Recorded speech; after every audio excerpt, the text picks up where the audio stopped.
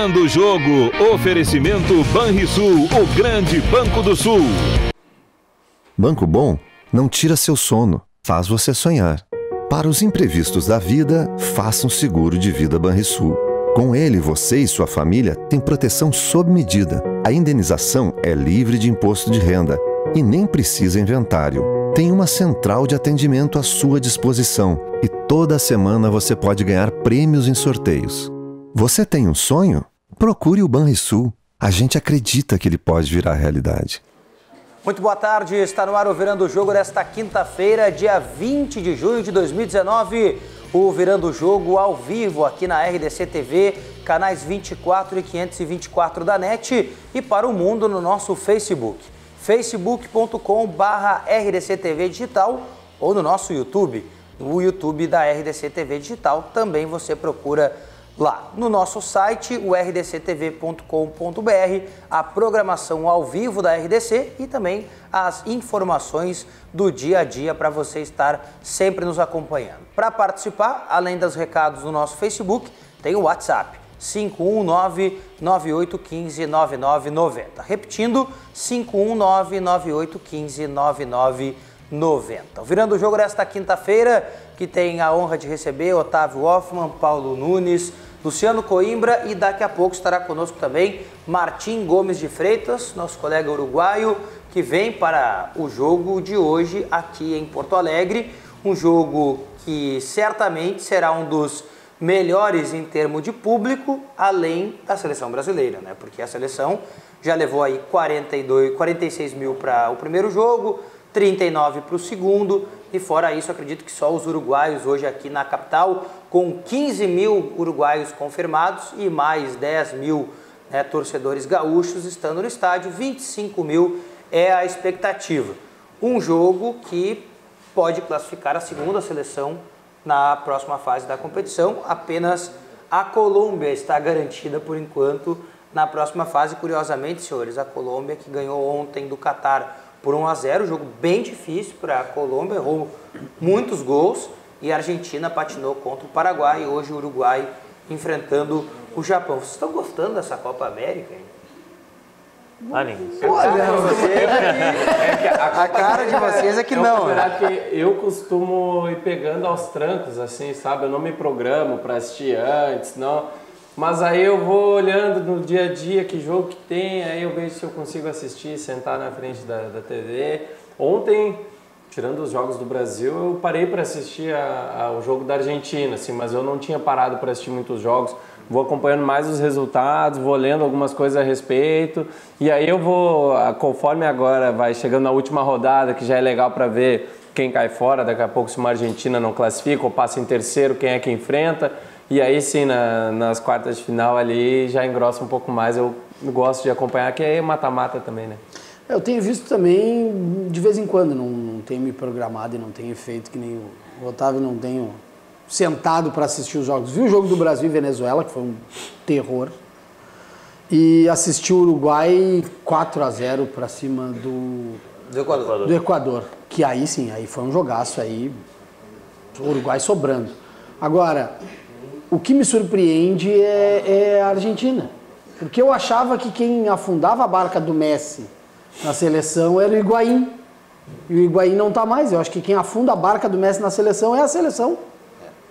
Eu acho que a Argentina não ajuda o Messi. Ontem foi horrível. Bah, pelo amor de Deus. Pode ser o treinador. E ontem o treinador trocou 4 peças e mesmo assim e não escala bem, né? Foi brincadeira, ele não escala bem, né? Mas é uma situação curiosa, chama a atenção, né? Eu tenho acompanhado a Copa América de uma maneira bem próxima, assim, tenho assistido todos os jogos, tenho tido a oportunidade de conversar com pessoas, de estar com pessoas que estão acompanhando essa competição, e tem me chamado muita atenção mesmo é que o povo brasileiro, de maneira geral, tá que nem o Otávio.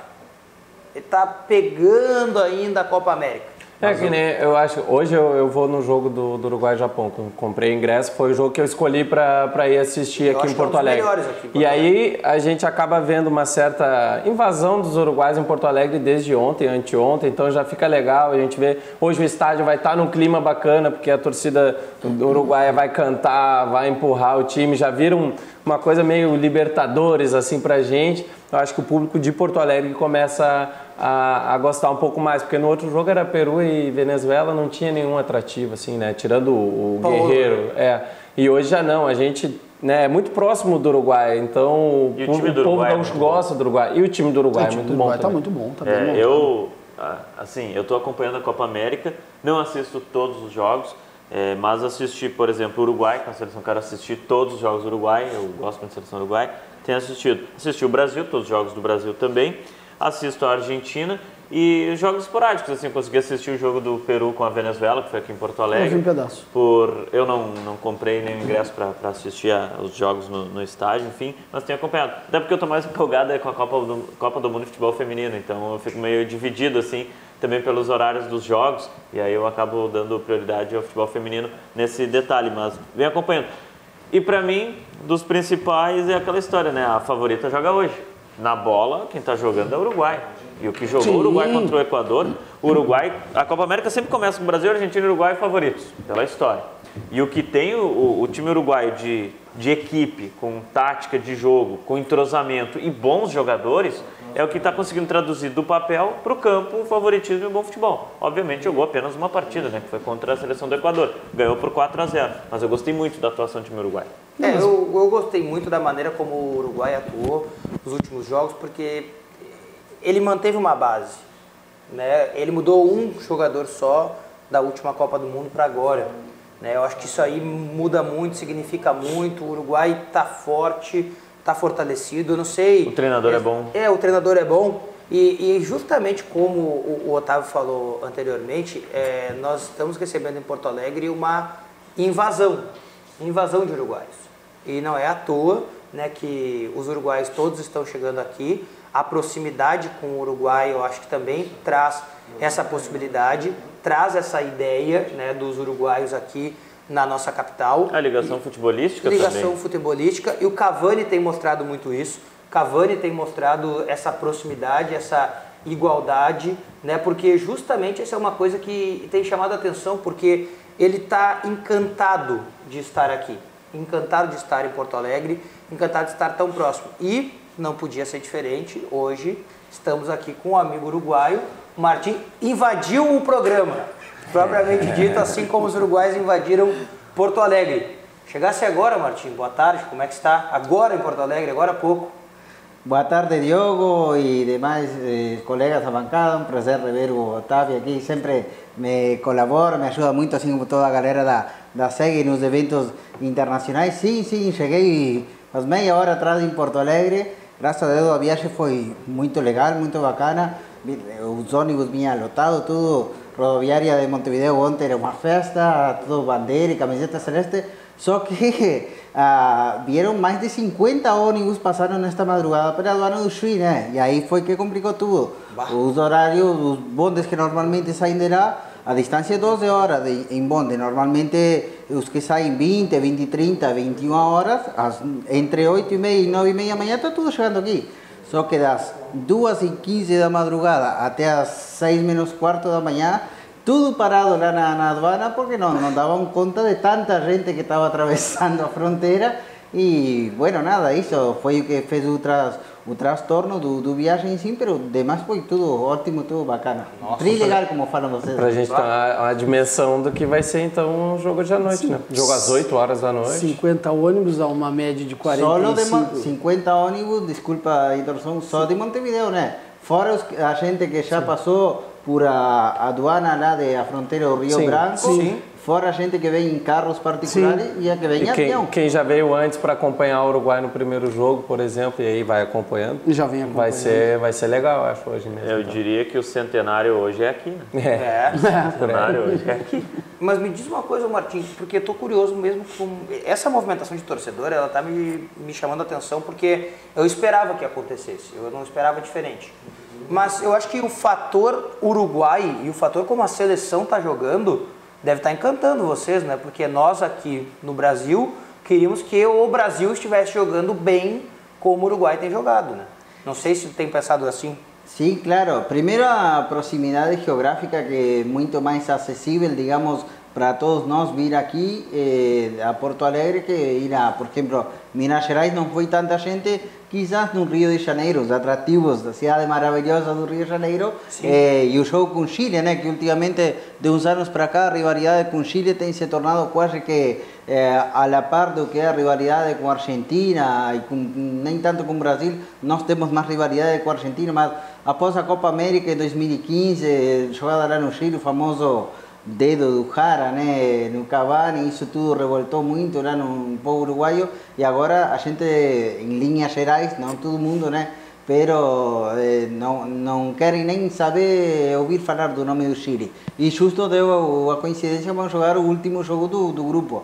E também influi um pouco digamos, o que tu falaste, Diogo, no sentido da empolgação por o bom jogo que fez o Uruguai, que há tanto tempo nós pedíamos que acontecesse isso, não porque, digamos, não se pudesse, sino que pelo contrário, a gente se orgulha no Uruguai, modestamente, mas assim, de ter dois dos melhores goleadores atacantes do mundo, como Cavani e Suárez, né?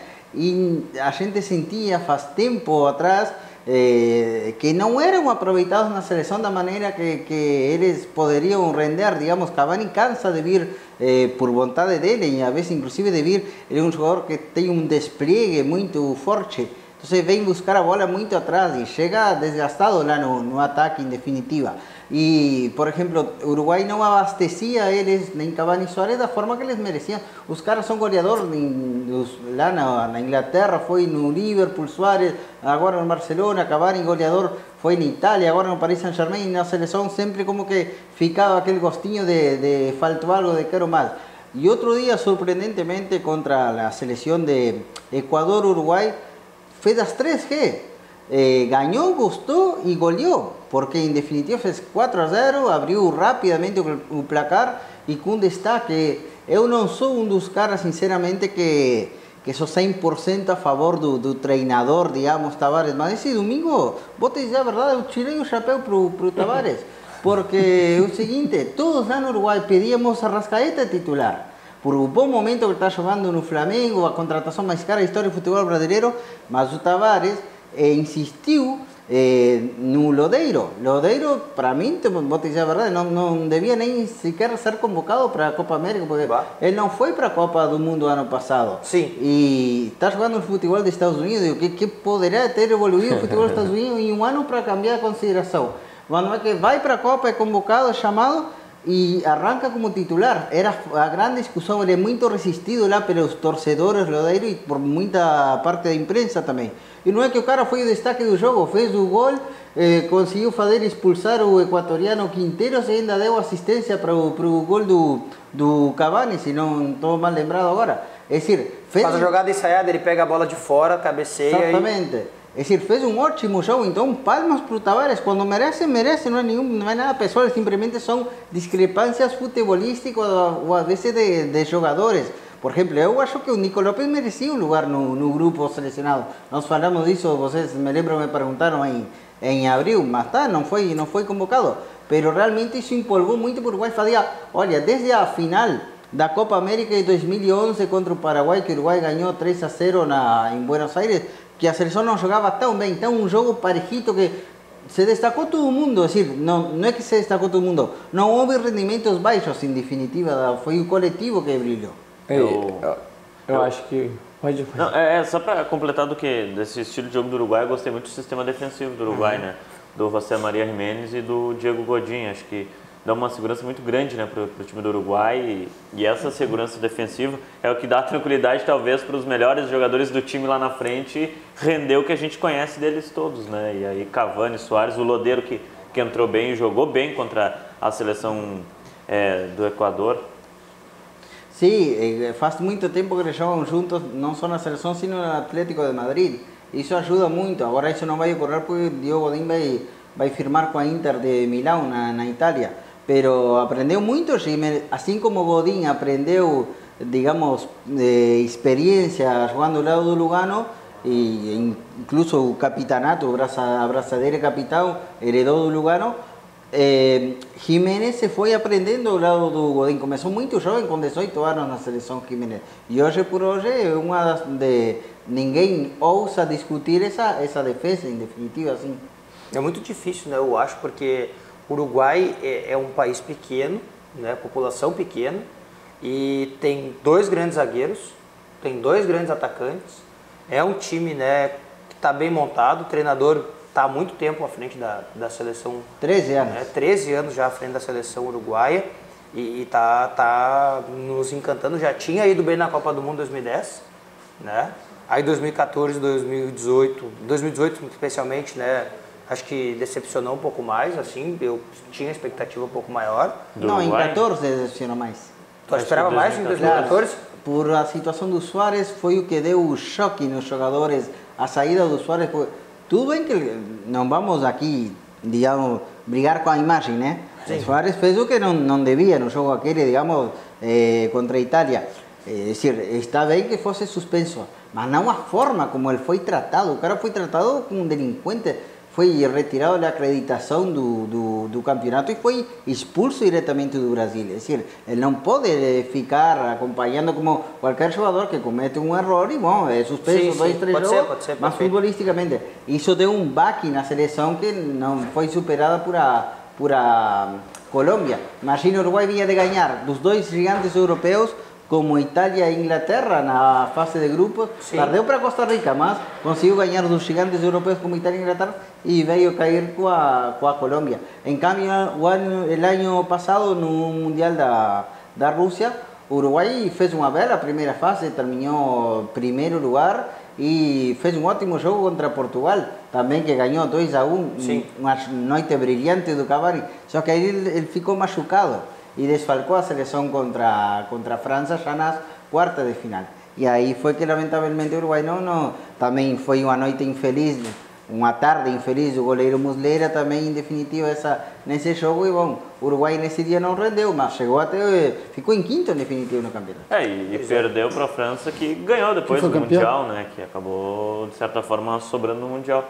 Acho que em 2018 o Uruguai perdeu para um time que era melhor que o dele. Acho que o time francês, né? E como a própria competição provou, a França era o melhor time. O que eu vejo de vantagem nessa montagem da seleção do Uruguai é a sequência que o Tavares está dando justamente para os seus selecionados.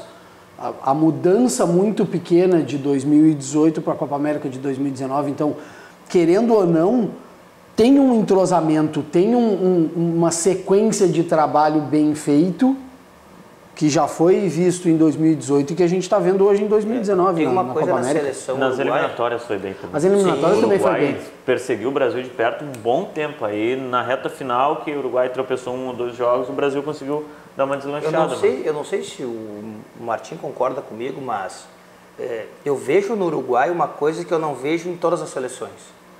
São algumas poucas seleções que tem isso. Para mim, seleção não é só o lugar dos melhores. Não é só o lugar dos caras que taticamente cumprem as melhores funções, que ocupam bem os melhores espaços. Para mim, lugar de jogador para mim que ocupa lugar em seleção é jogador que quer jogar pela seleção. E jogadores uruguaios, eu vejo muito isso nos jogadores uruguaios e nos jogadores portugueses. Eu não sei se é pelos países serem menores, pela proximidade com o amor à pátria. Mas eu vejo muito isso em Portugal e no Uruguai, mas mais no Uruguai do que em qualquer outra seleção. Os jogadores uruguaios, eles querem jogar pela seleção uruguaia. O Cavani e o Suárez, que são 2 estrelas do futebol mundial, o Cavani joga no PSG, o Suárez joga no Barcelona, que é um dos maiores clubes do mundo. E mesmo assim, ele quer e faz questão de jogar na seleção uruguaia. Godín e Jiménez jogam em 2 clubes, jogam no mesmo clube da Europa. O Godín até está saindo agora do Atlético de Madrid, mas eles querem jogar pela seleção uruguaia. Eles pedem para jogar, eles gostam de jogar, eles estão sempre querendo realmente jogar pela seleção uruguaia. Só uma lesão para tirá-los. Só uma lesão mesmo para tirar eles, né? É questão de amor à pátria mesmo. Um lance que me marcou muito na Copa de 2018 foi o jogo Uruguai e França.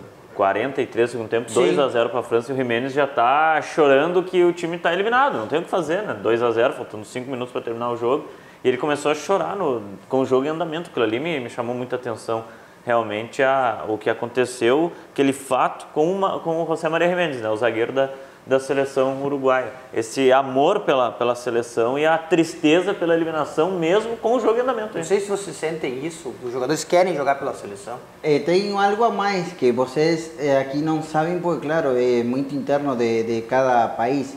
Não só isso, que eles sentem, digamos, orgulho de defender a camiseta celeste, sino que eles fazem de tudo para poder estar, justamente como dizia o companheiro aí, que lembrava não só do caso do Jiménez, sino também vocês com o caso do Cavani, inclusive de Godín. Pero, por exemplo, eles se engajam muito em engajamento que falam, não só nas 4 linhas do gramado, sino também na parte política. Por exemplo, eles estão participando ativamente num movimento para agora da Federação Uruguaia, que foi intervenida justamente pela FIFA, e agora eles criaram, faz 2 anos atrás, um grupo chamado os jogadores da seleção Mais Unidos que Nunca. Esse foi um grupo, digamos, que conseguiu tomar conta legitimamente nas urnas de votação da Mutual Uruguaia Jogadores de Futebol, digamos,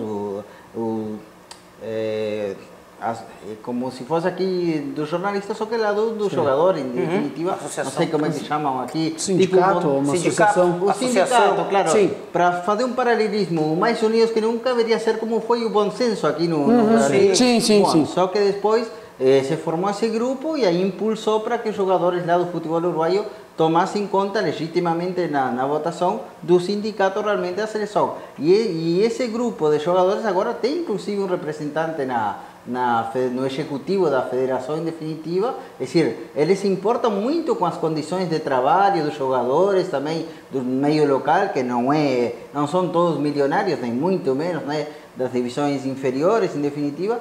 Lugano é um cara que, apesar de já não estar mais jogando, mas ele é voz cantante, muito ativo nisso. Lugano, Godín, os principais. E para vocês terem ideia também, isso eles têm muito contato cercano com o público, eles com a galera, com a torcida. Eles não te negam foto, não te negam autógrafo, e isso nas seleções uruguaias da década de 90 isso não passava. Ao contrário, eles fugiam, saíam pela porta dos fundos, digamos, para não encarar o torcedor. E para vocês terem ideia disso que eu estou contando, o mais real foi agora desde que chegaram aqui em Porto Alegre, através de um pedido do capitão Diego Godín para o encarregado de segurança da Associação Uruguaia de Futebol, foi, digamos, a grade que separa os jogadores da torcida de um hotel, foi deixada mais perto, inclusive a pedido do Godín, do bonde onde estaciona a seleção, para eles conseguirem ficar mais perto ainda com contato porque isso diz eles que ajuda muito na parte emocional para eles depois desenvolver no gramado. Que legal, que legal. Eu torço muito que a seleção uruguaia faça uma boa campanha, né? Inevitavelmente, se uma hora aí o Brasil encarar o Uruguai nessa Copa América, aí, né, inevitavelmente a gente vai torcer para o Brasil, né? Mas acho que o Uruguai representa muito bem aqui a Sul-América, e eu espero que em outras competições também, né, quem sabe aí numa Copa do Mundo consiga ainda ir mais longe do que tem ido nas últimas Copas, né? Eu acho que tem jogadores muito bons, muito interessantes e que podem ajudar cada vez mais. Banrisul Digital é um aplicativo simples que vai, né, trazer praticidade para a sua vida de um jeito que só o cliente Banrisul tem. Baixe e comece a usar hoje mesmo. Banrisul Digital. Clique e simplifique. Vamos ao recado do Zafari para você começar bem esse feriado. Que loucura! Muita gente.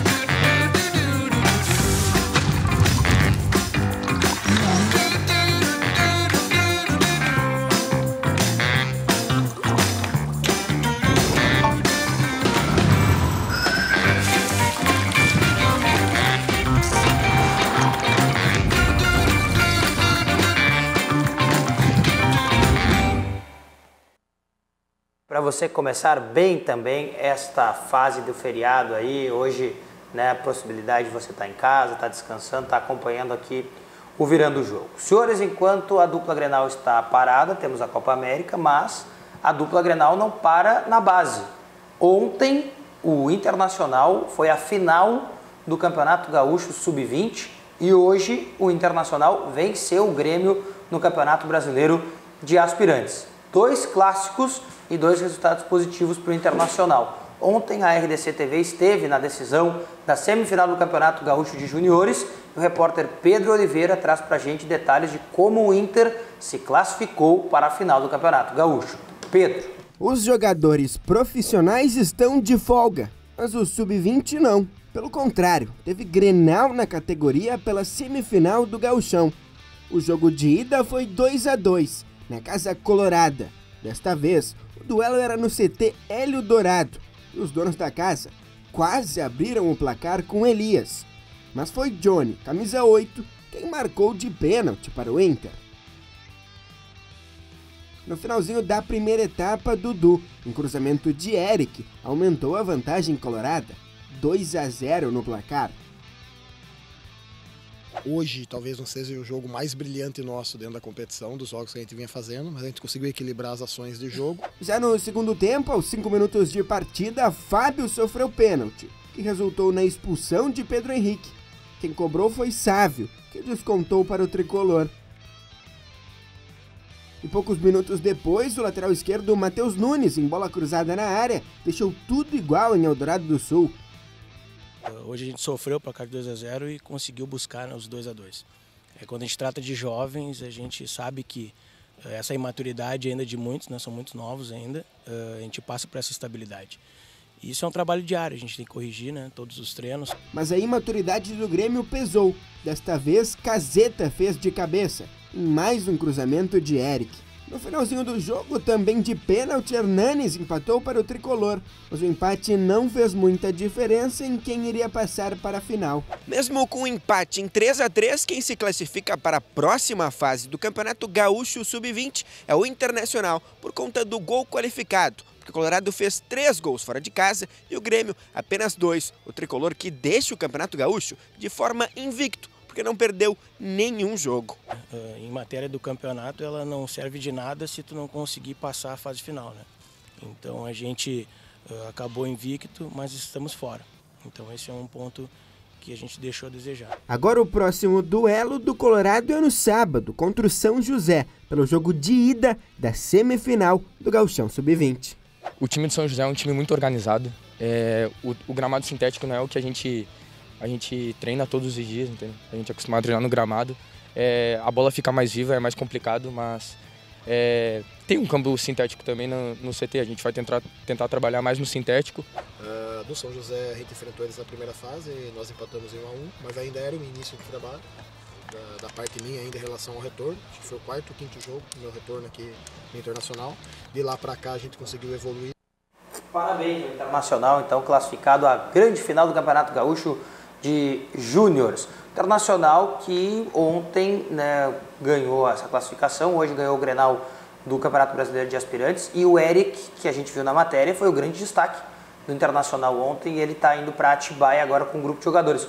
Paulo Nunes, você esteve, né, ontem lá na semifinal do Campeonato Gaúcho, e o Eric está mostrando realmente que merece estar nessa vaga aí que o Iago está deixando em aberto, né? Ah, merece sim. Jogou muito ontem. O Eric foi decisivo para o time do Internacional. Eu gostei de outro jogador também, do Johnny, que tem o apelido de Johnny, né, mas o nome é João Lucas. Também foi um bom jogador no meio-campo do Inter que fez o time funcionar bem. Só que a partida que jogou o Eric, na marcação, contenção defensiva, ajudando o time na saída de jogo e nas assistências que ele deu ontem, ele foi muito bem na partida, ele foi um destaque. O Rodrigo Caetano, né? Você até informava antes da nossa jornada entrar no ar que o Rodrigo Caetano já iria observá-lo ontem lá em Eldorado, e eu acho que o Rodrigo Caetano, assim como o torcedor do Inter, gostou do que viu e do que ouviu, né, do Eric, porque a atuação dele foi muito boa. E chama a atenção que no primeiro jogo, eu não fiz o primeiro jogo, mas conversei com o pessoal ali da rádio que fez o primeiro jogo, e o Eric fez gol, né, no primeiro jogo também, e já tinha se destacado mesmo que o Inter saiu perdendo por 2-0 o primeiro Grenal.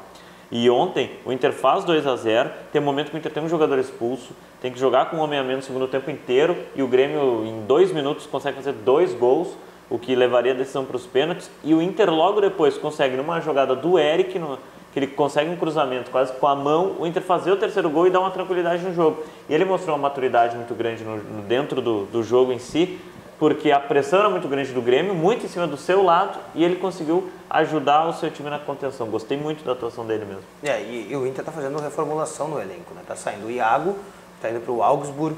No ataque, eu vou perguntar para o Martinho o que ele acha depois também. O Jonathan Alves está indo embora, né, do Internacional, está voltando para o seu clube, o Júnior de Barranquilha. E o Internacional, pelo menos, está fazendo de maneira assertiva, na minha visão, né? Não tem dinheiro para contratar, não vai conseguir trazer um titular, usa o guri da base, né? Isso foi feito com o Iago, né? O Iago é ponto da base. Por quê? Porque não tinha ninguém melhor, né? Você não tem como trazer um jogador. Os clubes têm que aprender a olhar para a base mesmo em momentos que não são de crise, porque geralmente olham para a base quando é crise. O time está mal, aí não tem dinheiro, mas às vezes o clube está bem. E é mais fácil ainda colocar um guri da base. Então aproveita que o Iago vai sair, não tem o que fazer, o Inter precisa vender, precisa desse dinheiro do Iago. Mas aí não adianta vender o Iago e gastar a parte do dinheiro para trazer outro jogador. Tem jogador na base em ascensão, coloca o guri, vai botando para jogar, vai oscilar, não vai jogar bem sempre. Mas os jogadores que estão aí também não jogam bem sempre. A gente não tem um lateral no Brasil hoje, disponível principalmente, que vai jogar bem sempre, que dá conta do ataque, da defesa, que faz de tudo e que seja barato. Então trabalha com o guri da base que tem tudo para crescer. E sem contar que tu pega... O Iago aproveitou um momento onde estava o Wendel lesionado para surgir como uma alternativa para o Internacional. Sim. O Eric pode aproveitar um momento onde o Iago não vai estar mais e daqui a pouco o Wendel pode não se afirmar, mesmo sendo um jogador já rodado, experiente e com boa categoria, com boa qualidade. Está com dificuldade. Mas está com dificuldade. Fisicamente ele deixa muito a desejar. Então daqui a pouco o próprio Eric pode surgir como sendo uma alternativa e boa, barata, para um lado onde o Internacional está carente de jogadores há muito tempo. E aí já vira um ativo para o clube também, né? Mais um jogador que pode ser vendido daqui a um tempo. Tem que pensar nisso também, não adianta. É ruim, a gente acaba esquecendo, acaba querendo às vezes que o jogador fique aqui por muito tempo, mas os times brasileiros são produtores de talentos e para você vender... o garoto tem que jogar. Não adianta, ao mesmo tempo que você torce, por exemplo, que o Nonato jogue, você tem que saber, quanto mais ele jogar e jogar bem, mais rápido ele vai sair, não adianta. É uma questão, os clubes brasileiros, eles precisam formar jogadores porque eles precisam de dinheiro. Né? E eu acho que Inter e Grêmio têm feito isso aí de maneira assertiva. A base tem servido para formar jogadores e não para ganhar campeonatos. Ontem no time do Grêmio não jogou o Varela, o volante, o Jonathan Varela. Que jogou hoje de manhã. Que jogou hoje de manhã no time do Aspirantes. E ele tem idade do Sub-20, mas porque o Grêmio entende que precisava de um jogador dessa posição e era o momento dele no time de Aspirantes, então o Jonathan Varela já deixou o Sub-20 para subir o time de Aspirantes e logo depois ascender o time principal, levando em consideração a lógica de trabalho que faz o Grêmio. O lateral esquerdo, o Matheus Nunes, também jogou bem no time do Grêmio. É claro que no Grêmio ficou mais difícil de falar sobre um atleta até pela eliminação e pela pressão todo o jogo que o Grêmio teve de ter que buscar o resultado, mas eu gostei também do lateral esquerdo do Grêmio, o Matheus Nunes. E é a pena que o Elias se lesionou, né? Porque era o destaque do Grêmio até então no Sub-20 no estadual, e ontem com 5 minutos de jogo ele acabou saindo machucado, não deu para ver muito dele. E o Grêmio jogando Sub-20 com gurizada 17, 18 anos. Uma ideia de planejamento do clube já instaurada há um tempo muito grande, né? O Paulo Tuori que trouxe essa ideia. Isso que eu achei bacana ontem, o Deco Nascimento, lembrando que quem ajudou nessa ideia foi o Paulo Tuori, de que é importante botar um jogador da categoria inferior na categoria acima para que ele ganhe experiência. Então é importante fazer esse destaque. Mas o Inter está liberando o Jonathan Alves, o meu caro Martim. Eu sei que ele é da sua região lá, o Jonathan Alves, né? De onde você mora. O que me chama a atenção é o seguinte, no fim das contas, quem mais jogou entre ele e o Trellis foi o Jonathan. Claro que não tem como jogar com o Paulo Guerreiro sendo titular, Paulo é indiscutível. Agora, o que me chama a atenção é que o Inter simplesmente vai abrir mão agora de tê-lo. E eu não sei se ele vai acabar ficando no Júnior, porque o Júnior mesmo não queria tê-lo lá e tentou negociar com o Peñarol, não deu certo. Não sei o que vai acabar acontecendo com o Jonathan Alves, um jogador que a carreira dele parece um pouco parada nesse momento, não tem um rumo definido, né? Olha, Diogo y compañeros, el caso de Jonathan Alves es muy raro porque él este ano praticamente não teve oportunidades no time principal, no Inter, só que quando teve fez aquele golaço contra o Caxias, né, que praticamente levou o Inter à semifinal ou final do Gauchão, em definitiva. Pero, por exemplo, aquele Grenal, que se lembram que eu estive aqui, depois foi o Grenal dos reservas, né? Sim. Esse Grenal ele não esteve em campo, ele teve convocado, digamos, integrou o plantel, eu vi ele na arena, mas nem aí ele jogou. E na lista da Libertadores, que isso foi o que mais chamou a atenção, nos 30 jogadores ele não foi relacionado tampouco. Realmente não sei o que houve, porque o ano passado ele chegou a ter mais continuidade, principalmente no começo da chegada dele. Me lembro aquela goleada que o Inter fez contra o Fluminense, com participação dele e do Nico Lopes, foram os goleadores lá no Maracanã. E o último jogo, se não estou errado, foi contra o Paraná. Em Paraná ele fez o gol, inclusive. Mas isso, vocês que estão aqui na interna, poderão saber se ele teve algum inconveniente. O que aconteceu aqui e que eu achei assim um erro estratégico do Internacional muito grande é que a gente tem aquela famosa frase que a gente conhece muito bem: nada no futebol é certo até que se assine tudo, né? Até que os documentos lá todos estejam assinados que o jogador está indo embora. O Internacional recebeu um documento oficial do Júnior dizendo que estava negociando o Jonathan Alves com o Peñarol. Mas isso foi em janeiro ou agora? Em janeiro. Em janeiro. E aí o que aconteceu? O Internacional tomou as providências de trazer um substituto para o Jonathan Alves, que foi o Santiago Trellis. Porque o Guerreiro ainda estava suspenso. Exatamente. No fim das contas, o Internacional contratou o Trellis, mas o Júnior não vendeu o Jonathan Alves. O negócio não saiu. E o Inter ficou com os dois. E o Inter teve que ficar com os dois. Claro, e aí... porque me lembro, sim, ele chegou a ser cogitado no Peñarol e em janeiro no Peñarol acabou ficando com Lucas Biatri, que era o argentino que já estava no Peñarol, mas estava muito difícil a renovação do contrato, mas acabou... Por causa da questão de salário. Exatamente, depois de 20 dias foi tipo uma novela, mas acabou ficando em Peñarol. Mas agora novamente voltou o interesse do Peñarol, por lo menos lá se fala no Jonathan Alves para Peñarol agora, neste mercado, porque o Biatri tem contrato até o fim do ano com o Peñarol, pero se vai embora para o Celta de Vigo, de Espanha, Gabriel Fernández, el Toro Fernández, que é outro atacante de ponto do Peñarol. Gabriel está indo para o Celta? Sim, já está comprado desde janeiro, só que, digamos, o passe já foi feito em janeiro. E o Gabriel chegou aqui em Porto Alegre para jogar no Grêmio, o Grêmio não quis porque tinha um probleminha no joelho, né? Não, mas no Peñarol ele se destacou. Dentro da cancha fez muitos gols. Não, onde eu quero chegar é que é mais um jogador que o Grêmio tinha a possibilidade de ter contratado e o Gabriel foi bem no Peñarol, pelo que eu pude acompanhar. Muitos gols. Eu não sabia que ele tinha ido para o Celta. Ele vai ser o substituto de Maxi Gomes no Celta de Vigo. Maxi Gomes vai ir para o futebol inglês. E, em definitiva, já vai agora em julho.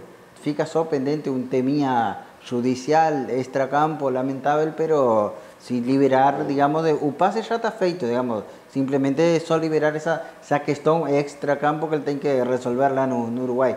Pero Peñarol vai ficar necessitando realmente outro atacante. Eu acho que tem muitas chances do Jonathan ir para o Peñarol, sim, porque o Júnior foi campeão colombiano agora faz 10 dias atrás, decir, o time está formado, é difícil que ele volte a ter oportunidades no Júnior, não acredito. O Júnior já não queria ele antes dele vir para o Inter. Ele emprestou, o Júnior emprestou ele para o... Ele estava no Barcelona, voltou para o Júnior, o Júnior não queria, deu um jeito de achar um outro clube para encaminhar, e aí acabou caindo no Inter. Claro, é decir, o Júnior comprou o passe dele, essa foi a situação. Quando ele saiu do Barcelona. Sim, isso, em janeiro de 2018, mas nunca chegou a deslanchar no Júnior como... Jogou muito pouco no Júnior. Exatamente, e aí foi que ele foi emprestado aqui para o Inter, foi o segundo clube após o Júnior de Barranquilla. No Barcelona ele é ídolo, mas no Júnior não teve continuidade. Ele lá no Júnior, eu conversei com um setorista deles lá, e disse que até... encrenca com a imprensa, ele não gostava de dar entrevista, ele não queria muita conversa. Daqui a pouco Até por não estar tendo muito espaço no próprio Júnior de Barranquilla, ele não queria mais nem muita conversa por lá pela... O que chamou a atenção é que o próprio Barcelona de Guayaquil também tentou outra vez ter o futebol do Jonathan Alves, não conseguiu, é complexo. O que eu não consigo entender e o que não me... Quem sabe ele agora ele possa voltar ao Barcelona, não sei, especulação, o que eu vou falar agora, porque no Barcelona está substituindo o Guillermo Almada, está agora Leonardo Ramos, que foi o treinador que...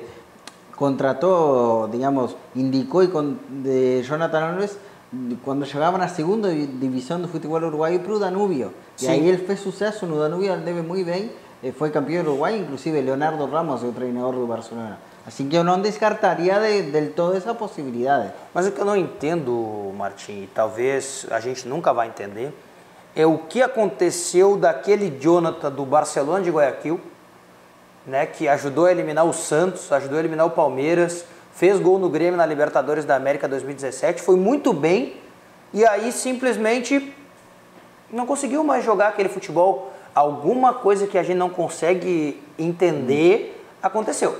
Sim. Isso é inevitável, né? Não, nem que falar. E a saída do Barcelona também não, digamos, foi meio conturbada com o treinador, né? Ah, sim. Aí foi meio conturbada com Guillermo Almada, que era que digamos, tinha apostado por ele em definitiva e postou a cara a bater, como vocês falam aqui no Brasil, mas no final a coisa não acabou ficando muito legal, sem prejuízo de que ele é ídolo, não deixa de...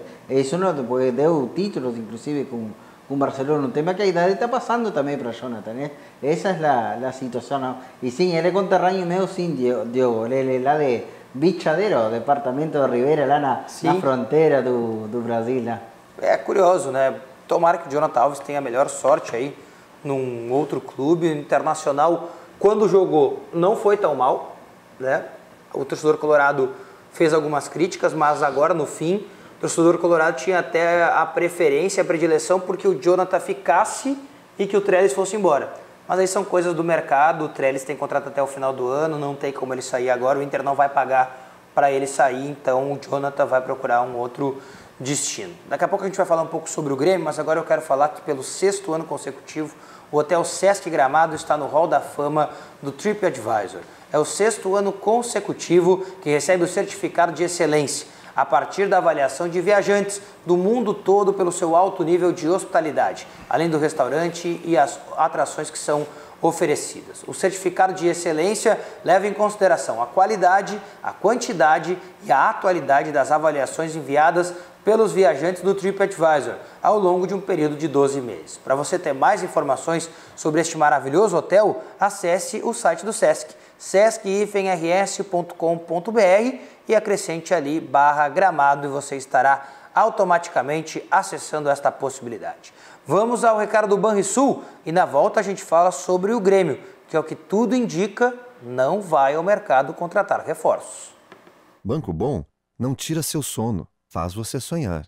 O Banrisul tem sempre um cartão de crédito que combina com você, seja universitário, empregado ou aposentado. A primeira anuidade é grátis e você pode contar com até 3 cartões adicionais sem custo extra. Na hora de comprar, pode utilizar seu smartphone para pagar e ainda tem cartões exclusivos para gremistas e colorados. Você tem um sonho? Procure o Banrisul. A gente acredita que ele pode virar realidade. O Banrisul pode tornar o seu sonho também realidade. Sonho de realidade que o Grêmio aparentemente não trará para o seu torcedor. Só ficará realmente o sonho de contratar jogadores, mas a realidade de trazer reforços não deve acontecer. Hoje pela manhã a gente teve a oportunidade de entrevistar o Duda Kreffer e ele deixou bem claro, o Grêmio não tem pressa de trazer reforços e não vai trazer reforços para esta parada da Copa América. Mas é uma confiança plena nesse grupo, né? Vai sair gente, né? Me parece que o Luan, o destino dele é fora do Grêmio. Montoya também. Montoya está indo embora para o Racing. Cebolinha deve sair. Cebolinha deve sair. Então vai faltar número. Ou o Grêmio vai subir gente da base para suprir essas carências. Ou tem um Messi na base e a gente não não sabe. Porque é preocupante. Um time que pode perder. Um time que passou 6 meses do ano apostando no retorno do Luan e pode perdê-lo, e mesmo que ele fique, ninguém sabe a resposta que ele pode dar. Time que deve perder o Everton Cebolinha, que é o principal jogador do time e o jogador que vai ganhar mais vitrine ainda porque é capaz de virar titular da seleção brasileira para o jogo contra o Peru e para a sequência da Copa América.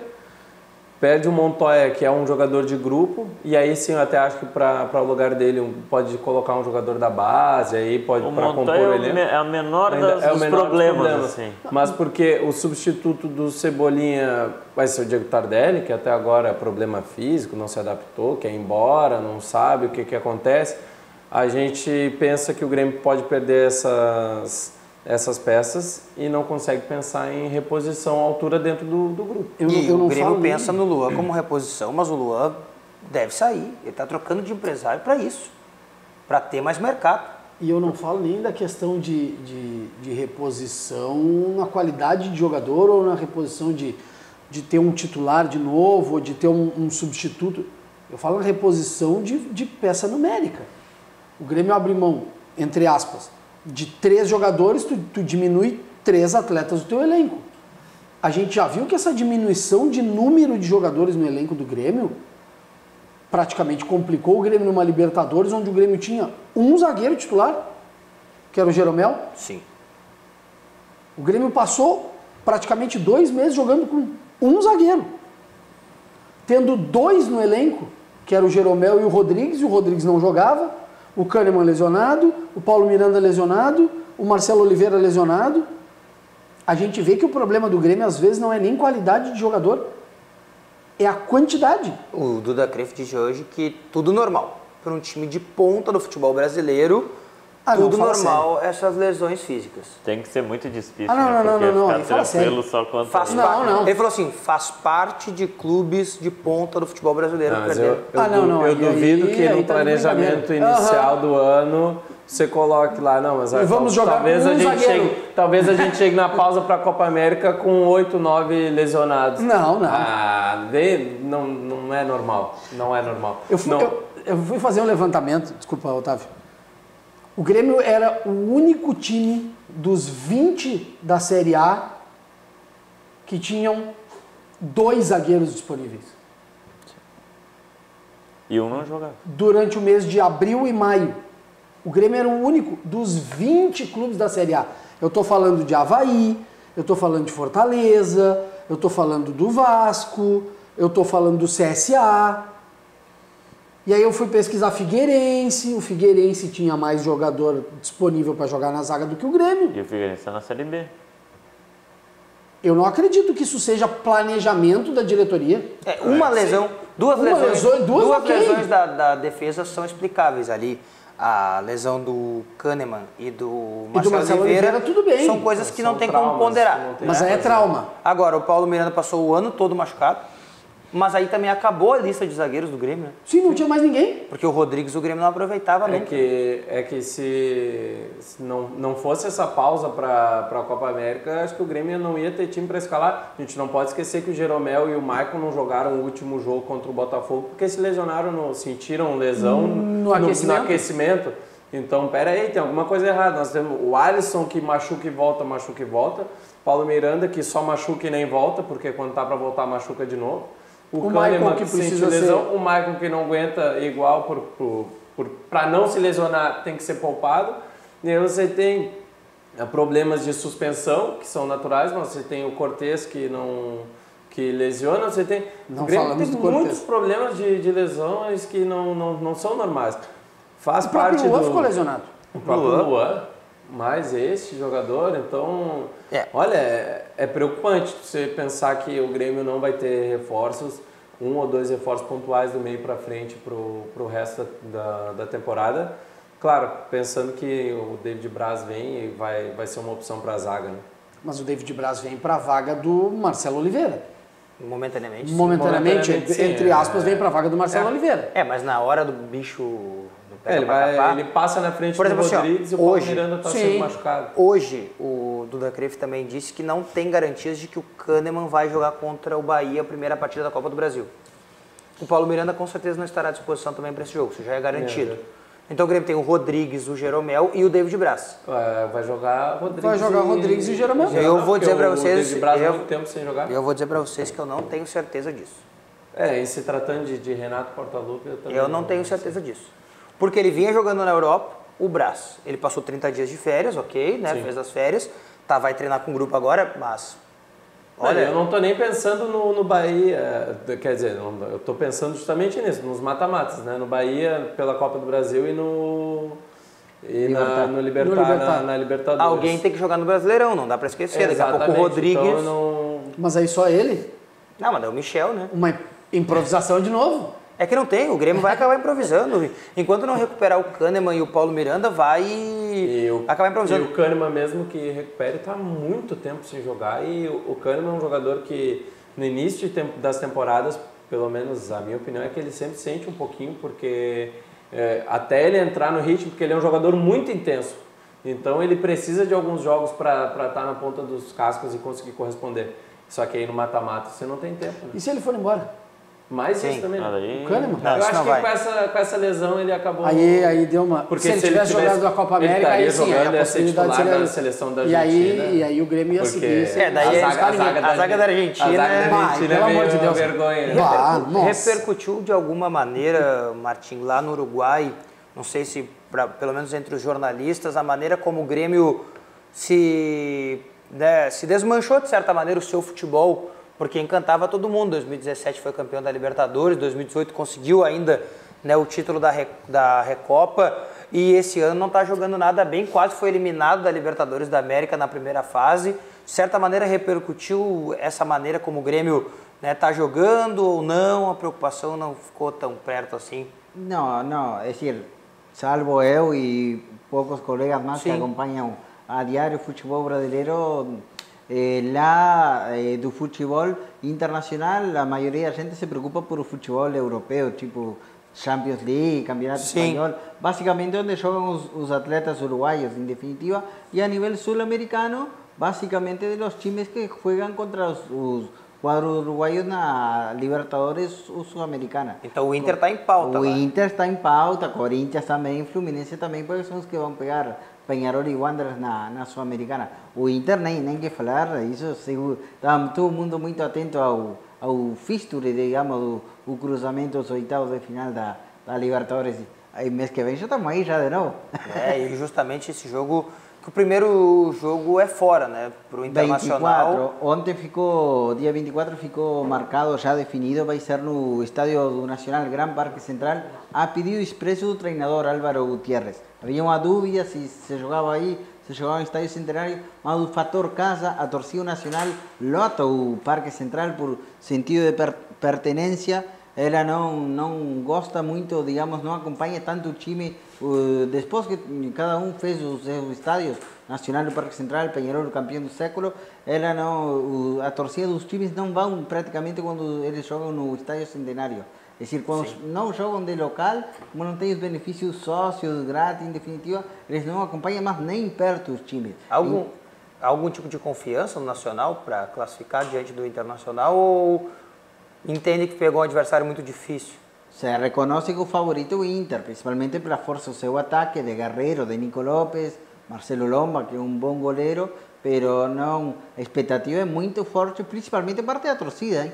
Hoje vocês estão digamos, numa cidade que normalmente é dividida entre vermelho e azul, como é Porto Alegre. Hoje ela está celeste, mas em fim de julho, não tenha dúvida que isso, o que vocês viram hoje de torcedor celeste, vai vir tudo de tricolor, de nacional, de azul, branco e vermelho, em definitiva, que vai vir muita gente para o jogo do Inter. Principalmente se o Nacional conseguir ficar vivo nesse primeiro jogo, ficar vivo e conseguir um bom resultado, é decir, não perder de muito e tampouco levar gol de visitante. Qual o tamanho da falta que vai fazer Rodrigo Amaral no time do Nacional? Lamentablemente ficou machucado por a operação de ligamentos cruzados que ele sofreu agora, e faz 10 dias atrás ele foi operado, não joga mais em toda a temporada. E estava num bom momento, sabe, recuperando um bom futebol dele, a seleção sub-20, 2 anos atrás, e incluso perdeu um pouquinho de peso também, que ele tinha problemas no tema da dieta ainda mais, pero veio péssimo. A lesão nunca foi boa, mas este é um péssimo momento dele. O destaque atual é o Gonçalo Berguesi. Sim, o goleador. Eu falava hoje via WhatsApp com outro colega, me perguntava a expectativa para o jogo, e eu falava para ele, vou comentar para vocês, vai ser um bom duelo, um lindo duelo de assistir entre os argentinos Cuesta e Vergesio. Pues Cuesta bate muito, né? Mas Vergesio é muito rodado, muito experiente, e ele não fica com medo, não, ele vai para frente mesmo. É que desse confronto, eu já, mais ou menos projetando, não sei, a menos que o Inter corrija a sua postura fora de casa, o Nacional tem totais condições de chegar vivo aqui no Beira-Rio para a segunda partida. É muito complicado ganhar do Internacional aqui, mas se o Nacional daqui a pouco consegue vencer em casa e chegar aqui e jogar por um empate, por exemplo, tem totais condições. Se o Inter não corrigir a postura fora de casa, o Nacional tem condições de chegar vivo aqui sem dúvida. É um enfrentamento bem complexo pela camisa do Nacional, né? Pela maneira como o Internacional também joga fora de casa. A característica uruguaia que a gente falava da seleção acontece nos clubes também, né? Não se entregam. Né? E eu acho que o Nacional ganhou o Atlético Mineiro lá em Belo Horizonte. Sim. Ah, eu vi esse jogo aí. E outro fator importante, aí até pode ser favorável daqui a pouco ao Nacional, é que nesta semana ali dos confrontos das oitavas de final entre Inter e Nacional, o Inter tem confronto contra o Palmeiras pela Copa do Brasil, os 2 jogos, o Inter tem decidido no Beira-Rio, tem um clássico Grenal na semana que antecede o primeiro jogo lá no Uruguai. Sim, dia 21. Grenal no meio da semana. Então é um mês de julho bem pesado para o Internacional, com o peso dos jogos, porque também se deposita uma confiança na Copa do Brasil, o Inter pega o Palmeiras, que hoje em resultado, em elenco, em dinheiro é o principal time do país. E aí tem um Grenal, que aí por si só já se fala tudo, e mais o jogo da Libertadores contra o Nacional, né? Então é uma semana bem cheia para o torcedor colorado. O Internacional vai ter dificuldades, a parada está acabando, amanhã o Internacional já inicia o processo de treinamento, sábado viaja para Atibaia e o Grêmio volta na segunda-feira a treinar. Martinho, muito obrigado pela tua participação, bom jogo para ti essa noite aqui em Porto Alegre, tomara que o Uruguai vença mais uma vez, encante o torcedor gaúcho que certamente está muito contente aí de receber a seleção uruguaia. Muito obrigado. Obrigado a ti pelo convite, a vocês pela parceria aqui, e deixa só agradecer a gente da TTL que é a que me transporta sempre, e a verdade, esta foi no finalzinho, eu já tinha desistido da viagem, só terça-feira, meio-dia, me confirmaram o ingresso para o jogo, assim que foi nos acréscimos, digamos. Nos acréscimos. Mas voltarei agora em julho. Obrigado para eles. Maravilha. Muito obrigado também, Martinho, por estar aqui. Amigos, Otávio, Luciano, Paulo, obrigado pela presença. Nós voltamos amanhã para falar mais sobre esse jogo do Uruguai. E aí sim, a dupla Grenal estará de volta. Ótima tarde a todos. Até a próxima. Tchau.